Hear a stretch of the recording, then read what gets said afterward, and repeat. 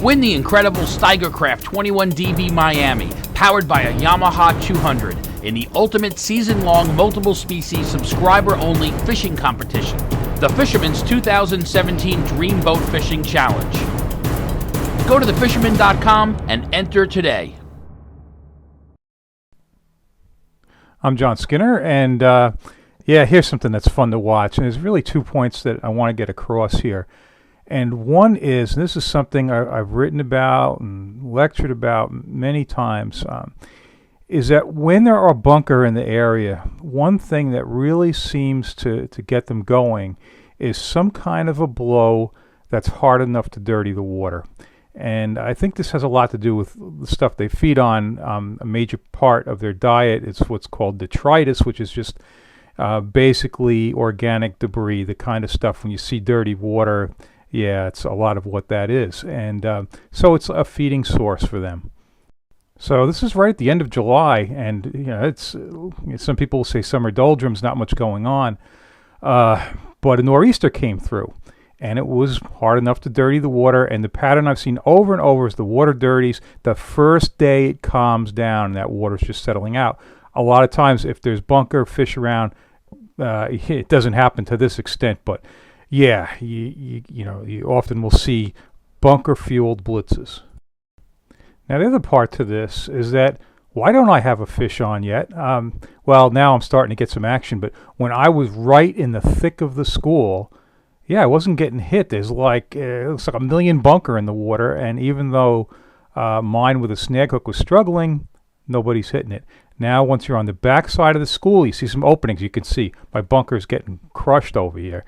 And what's going to happen on the back side of the school is I'm going to have multiple hookups. I'm trying to set the hook pretty early on these things, and a lot of times I'm just missing them, or I'm pulling the snag hook out, and then I just basically snag another one because there's so many around. But really, when I was in the thick of, there goes one real close to the boat. When I was really in the thick of it, not hooking up. And once I was on the backside, well, then the hookups came quite frequently, and that's typically what you see. I mean, those the bait fish are being pushed.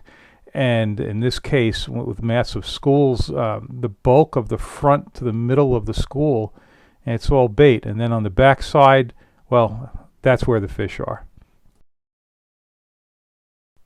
And you'll notice if you look off in the distance, these fish are going right along the beach.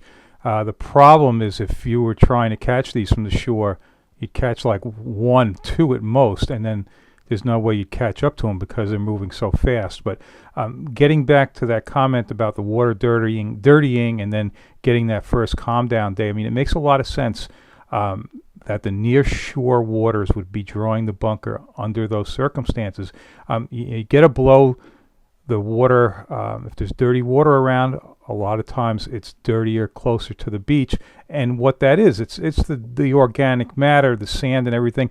And on that first day where it calms down, the heavier stuff, the sand, the silt, this settles out. And then what's left is the stuff that these filter feeders, these bunker are feeding on. And that's what seems to draw them. So it's a fairly dependable pattern. But again, you need the bunker around, and certainly helps to have some fish. And if there's any other takeaways from this, well, geez, it's a pretty nice looking blitz considering it's end of July, and typically hasn't been much going on. But a good blow, nor'easter. That's all it took, and it was like instant fish. It went from very little to what you see here. Now, I followed this school for about 90 minutes. This was the smallest fish I had out of it. Mostly the blues were, a lot of them were pushing like low teens in that area. And I'll be posting some other video on that. But no bass at all. I didn't connect with any bass. And, one of the problems might have been that the blues were so aggressive. Once you got on the backside of the school, the bluefish were all over it. But nonetheless, pretty nice way to pass a summer evening. Okay, I hope you enjoyed this action, and I'll talk to you next week.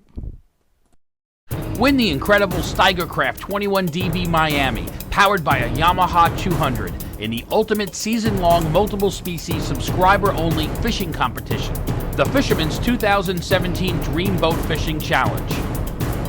Go to thefisherman.com and enter today.